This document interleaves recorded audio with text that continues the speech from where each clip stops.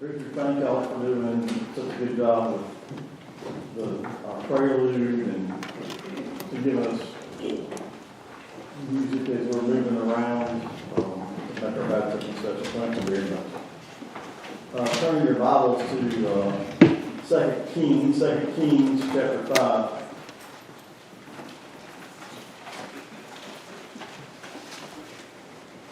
Lots of times we preach about stories that we know. They're very familiar to us.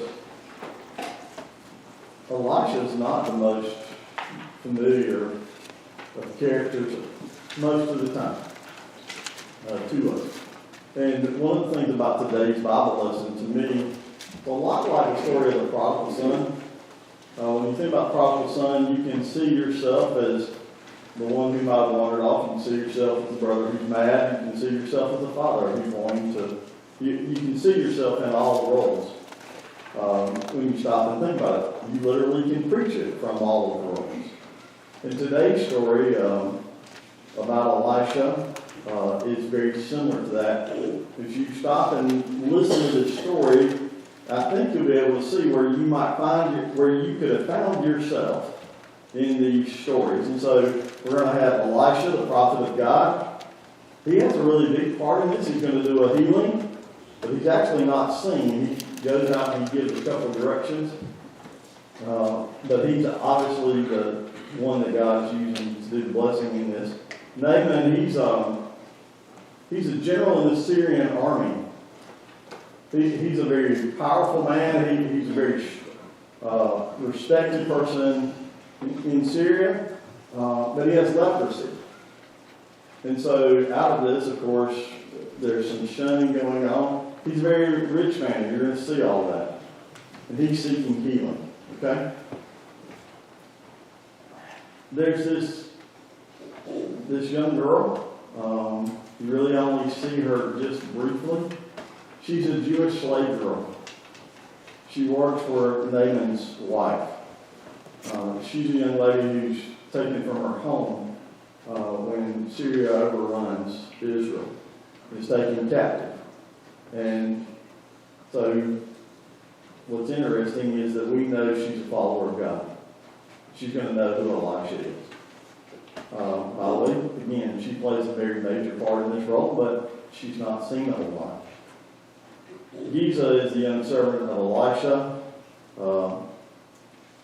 He's going to just struggle at the end. And as we've been reading through this, we've seen him before, and he's clearly been a confidant in Elisha's group and leadership.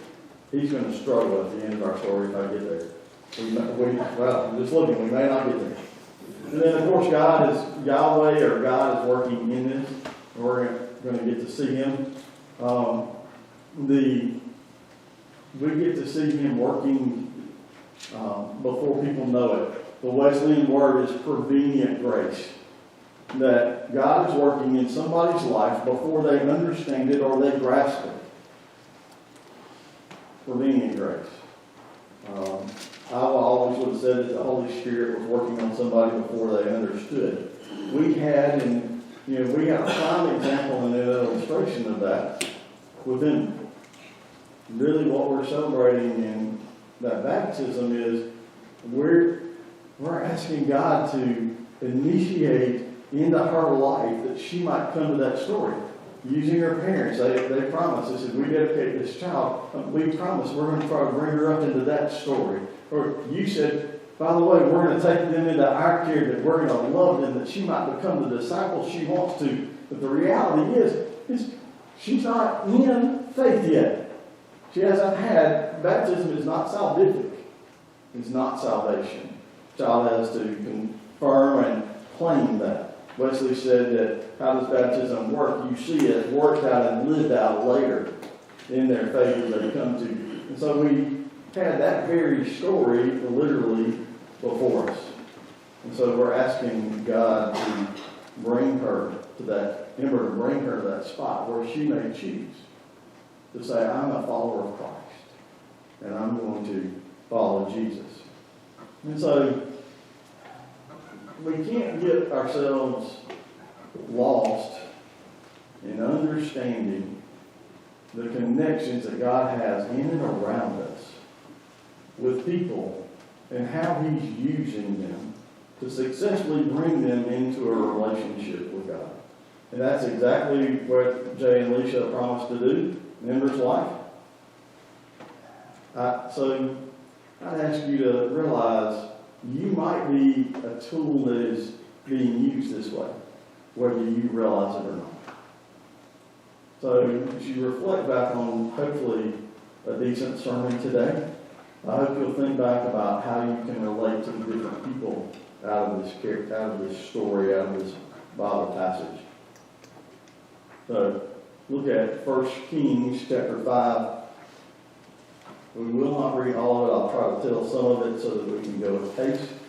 But here are the beginning parts of this story. Now it says, Now Naaman was a commander of the army of the king of Aram. He was a great man in the sight of his masters and highly regarded, because through him, listen to this next spot, through him the Lord had given victory to Aram. And that's against Israel. Israel needed correction, and so we see God working through Naaman. It says he was a valiant soldier, but he had leprosy. And now bands of raiders from Aram had gone out and had taken captive a young girl from Israel, and she served Naaman's wife.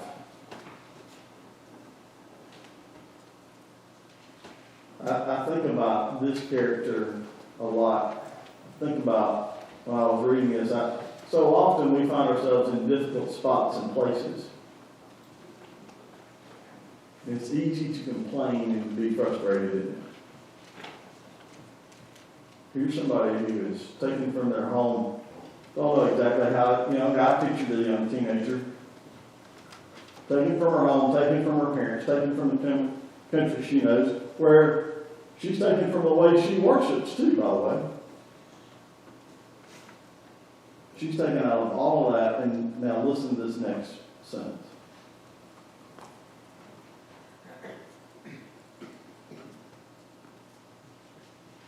She said to her mistress, she said, if only my master would see the prophet who is in Samaria, that would be Elisha, he could cure him of his leprosy. I think the NIV messes up. I think there ought to be an exclamation point right there. She has no doubt in her mind that Elisha and God can cure her. She clearly knows who the prophet is. She has seen and heard the stories of Elijah and Elisha. She has seen and heard the stories because we back up in the feedings and the raising from the dead, and I'm sure there's more to Elisha's story even than what we have. And she knows him. She says, oh, if your husband could only go see him. So Naaman went to his master and told him what the girl from Israel had said. This disease is as such that when we read about it from in the Israel time, that to be within that they had to announce themselves and say, leper, leper. Woe, shame on me. So that you would not come in contact with them and understand you kept distance. I'll never forget when I carried Kay to the hospital and when she had COVID. They're like, can you get Kay and can you get your wife in here? And I'm like, I barely got her to the car. I said, by the way, she has COVID. We know this. I have COVID. My son who's in the car has COVID. The most I can understand that is what I remember everybody in that place doing. PPE started coming out, personal protective equipment. And I mean, they're saying the word COVID, active COVID, and we've got to get her out. And so all of a sudden, everybody in there responded to the three of us differently. The closest I'll ever come to understanding, and rightfully so. But I'll never forget that moment because they fussed. I didn't have a proper mask on. I just had a simple covering. But I can grasp, and this is who he is. So even when he went to see the king, they would have had to announce that he was there. He was a mighty man, a mighty warrior. There's several stories of people like this throughout history. So Naaman goes to his master and told him what the girl had said. And so the king said, by all means, go. Go. I'll send you with letters to the king of Israel. So Naaman left, taking with him 10 talents of silver, 6,000 shekels of gold, and 10 sets of clothes. A letter that he had took from the king of Israel read. With this letter I'm sending my servant Naaman to you so that you may cure him of his leprosy.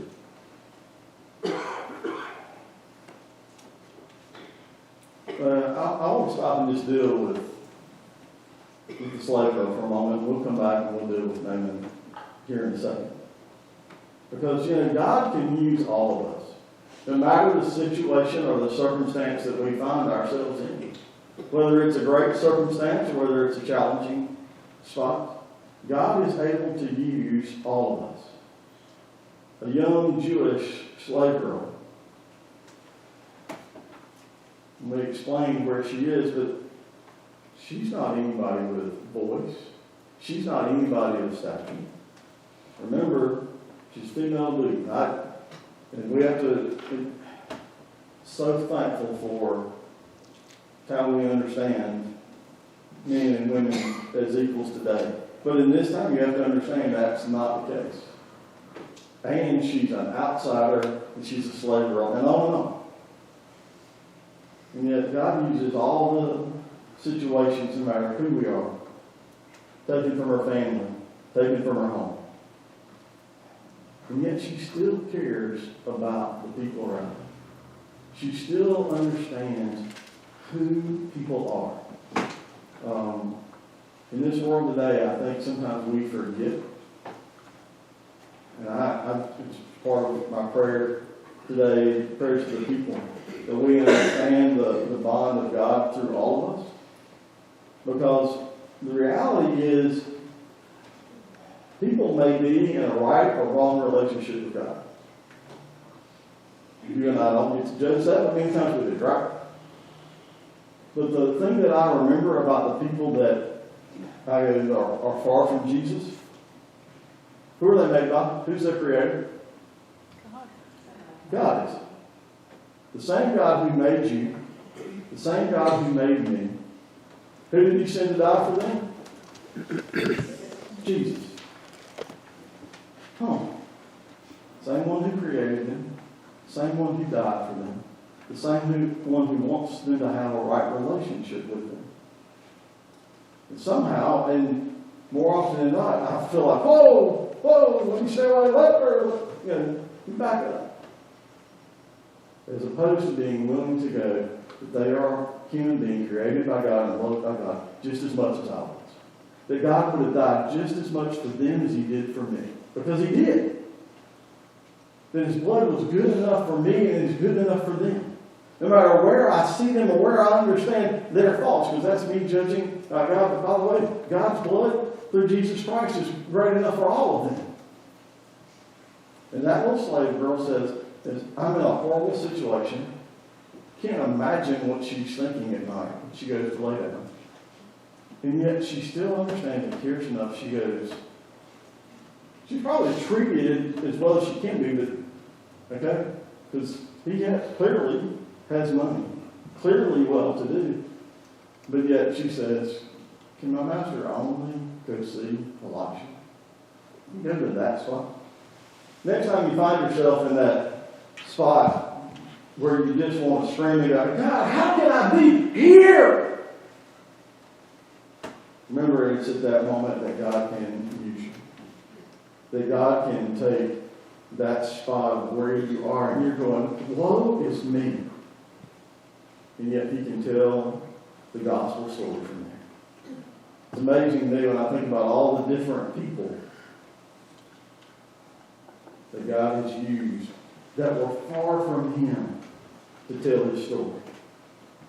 she shares the story of Elisha and how she can be cured. And by the way, she says, this is easier than a warm knife going through softened butter. You just got to receive. My God and Elisha can handle it. When you're hurt and angry with friends and family or the job you don't like, in a place you don't want to be, maybe you're not as well, as healthy as you would like to be.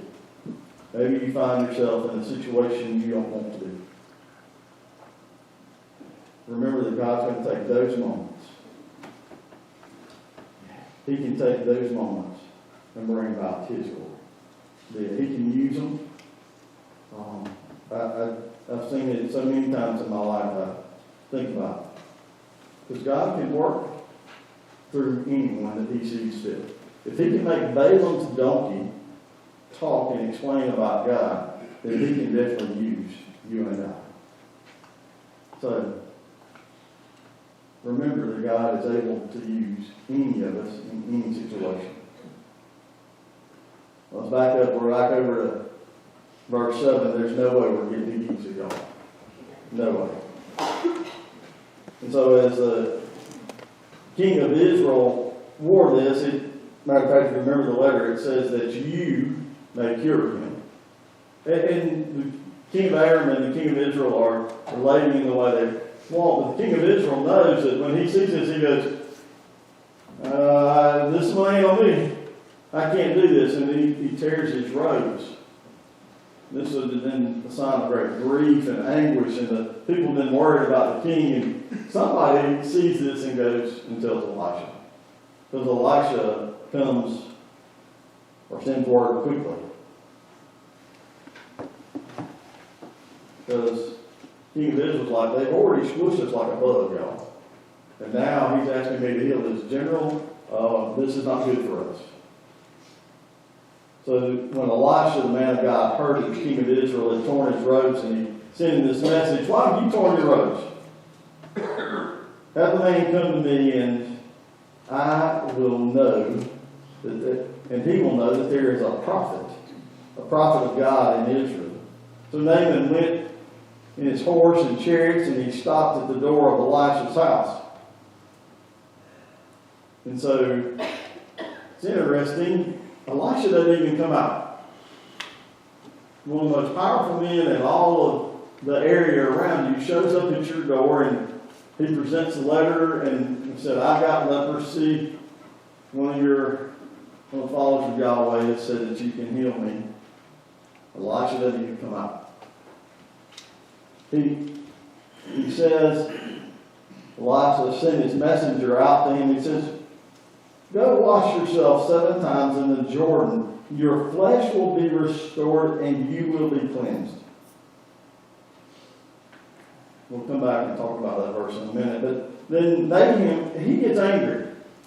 He's like, I want it to be healed now at this moment. I expect the prophet of God to come out and for me to sing. I'm like, your forerunner prayed and we saw on fire out of heaven destroy the altar. So that your altar on fire, and of course then destroy all the Baal stuff. He said, that's what I'm expecting. This is the spot I am. He's mad and angry. He goes, by the way, my people have told me to go wash in much nicer rivers than the Jordan. The Jordan isn't the cleanest place. You go to Israel, you're going to go to it and be excited, but in their day it wasn't a very clean or enjoyable spot always. So he's like, I could have done this at home. Why did I have to travel all this way? By the way, have you seen the stuff behind me? I've got silver, gold, clothes for the greatest dye, the finest designers of all of our country. I've got it. And you come out and tell me to take 2 aspirin and call me in the morning. No, I mean, that's effectively what he says. He goes, the ritual washing that the people have had, that's the prescription that he gives me. Now, Connie, if you tell me to go take 2 aspirin and I'm dying from something, am I going to be real happy to call you the next day in the morning? The answer's no, right? Okay. And that's what he says. And so Naaman's upset. Ooh, I almost said something I shouldn't. Y'all, that almost came out. He says, "Do you know who I am? My people can tell me to go wash in the river. My prophets can tell me this much. Where's the mighty act of God?" What's interesting is that he goes, and by the way, he's not like slave girl, he goes off complaining and mumbling. He's headed back out of town. He's got his silver, his gold, and his clothes, and he's headed out of town, mumbling and grumbling the whole way. So it's a very contrast to the person who's singing there. But somebody gets along the way, if you keep reading through this, and says, maybe you should, before we get out of Israel, maybe we should go stop at Jordan. It's not far down here. He stops and says, well, the reality is I'm dying, it's worth a shot. Let's go into the nasty Jordan. And he washes himself 7 times, and lo and behold, he is cleansed.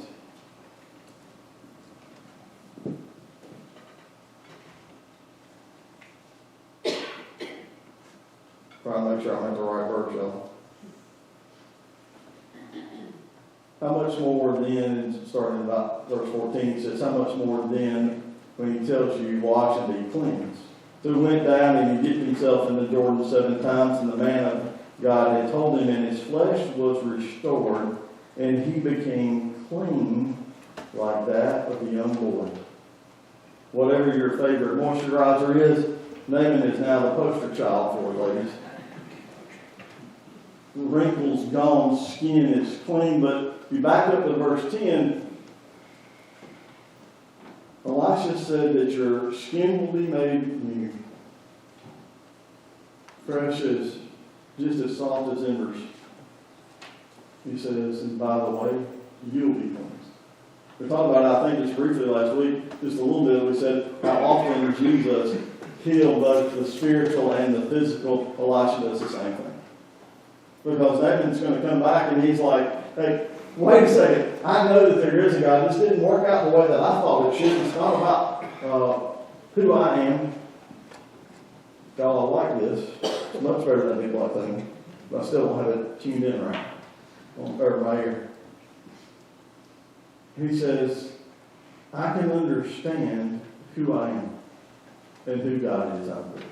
He comes back and proclaims to Elisha that he understands, just as the widow did with Elisha, the young lady who was, or the lady who was barren with Elisha, back just a couple of weeks ago that was barren. Okay. All of these people come back and acknowledge who God is. Because see, sometimes we expect God to move in these big and miraculous ways, and we would love to see this amazing work of God so we can tell the story. And by the way, when you get to be in a part of those things where you can't deny that God is moving, it's fun. But you know what? God's blessings come in little ways and in small ways. When we don't expect it, not in ways that we understand it. Understand that God's going to work in your life. If you'll seek Him and you'll understand it, and you'll allow it. All right, I got to do just a little bit of Elisha and Giza. Naaman says, by the way, he gets outside, he goes, all this, I give it all to you. Not how much do you want? All of it.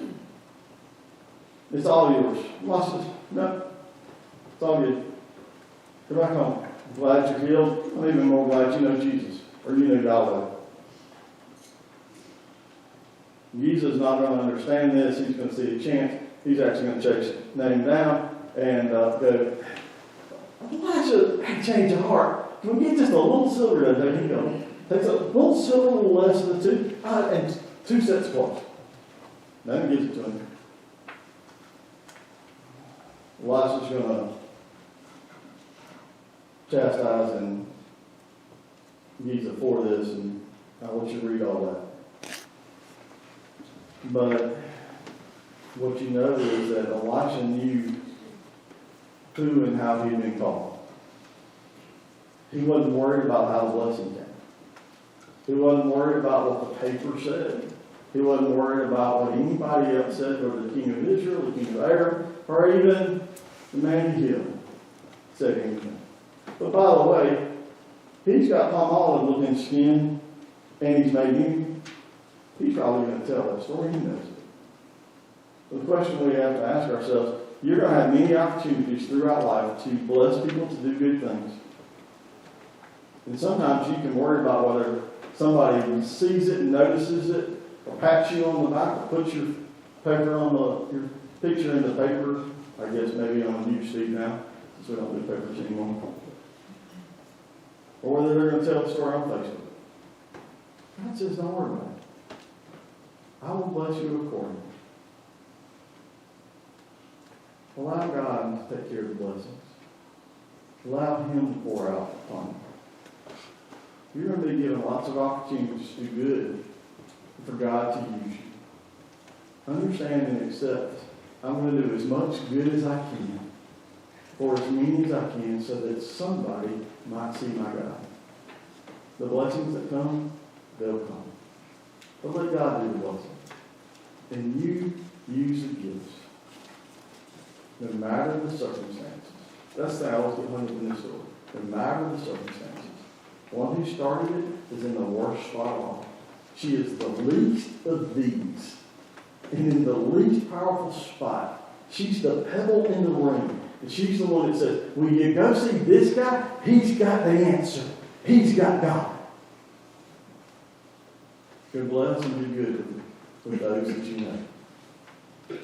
So that they may see your Jesus. Let me pray for you this morning. Heavenly Father, may you strengthen us, may you encourage us, may you help us see the many tools and gifts you have poured out upon our heads. Whether it's our mouth or our heart, our hands, or our finances.